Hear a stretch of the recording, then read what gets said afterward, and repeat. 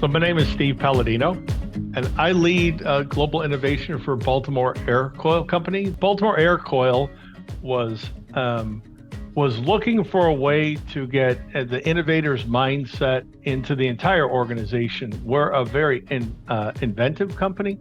We've spent 80 years and over 300 patents developing cooling solutions, but we felt like that creativity often stopped at the product development level. So we decided to have a summit.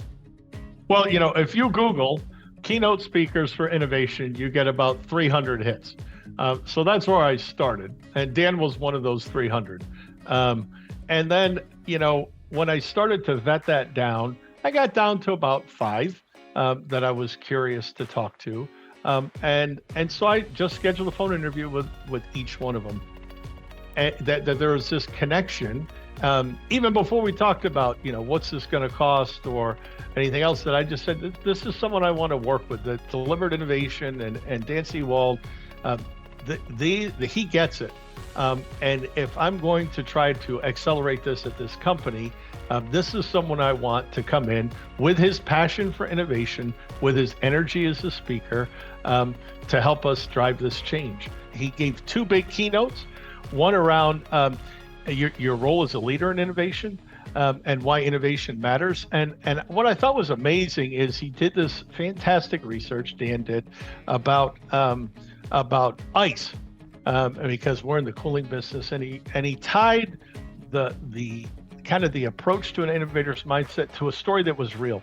And it was so impactful for the people to hear about how ice evolved over time from being sliced in lakes to being actually manufactured, and how a company who was slicing it from lakes failed because they didn't see the automation and the technology coming. So it had this beautiful tie and nexus to what we do. And it really got them thinking early in the summit about why it matters. But it was really obvious from the moment he showed up for rehearsal till the time the event was done, that he brought an amazing energy and connection of people into the room. You know, he talked to our senior leaders in very comfortable, very professional, very polished way, that he gained credibility with them almost immediately. But even on the breaks, he would talk to anyone and talk to them about their challenges, how innovation can help them. So just very personable. And then when he stands up in front of the group, I mean, he steals the room. There's no question who's speaking, and everyone's listening. That's really special about what deliberate innovation does.